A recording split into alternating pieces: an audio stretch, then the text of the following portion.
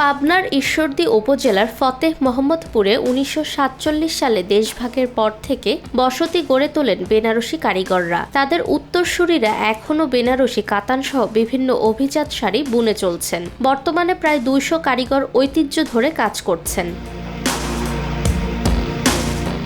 ২০০৪ সালে সরকারের উদ্যোগে ৫.৫ একর জায়গায় বাংলাদেশের দ্বিতীয় বৃহত্তম বেনারসি পল্লী গড়ে তোলা হয়। প্রকল্পে ৯০টি প্লট বরাদ্দ দেওয়া হলেও ১৯ বছরের মধ্যে মাত্র ৬০টি কারখানা চালু হয়েছে। অধিকাংশ প্লট এখন আগাছায় ঢেকে গেছে। কারিগররা জানান, কাঁচামাল ও শ্রমিকের খরচ বেড়ে যাওয়ায় শাড়ি উৎপাদন কমেছে। বিদেশি শাড়ির প্রভাবও তাদের ব্যবসায় ধাক্কা দিয়েছে। এই পরিস্থিতিতে প্রাচীন কারিগররা তাদের ঐতিহ্য রক্ষায় চরম চ্যালেঞ্জের মুখোমুখি।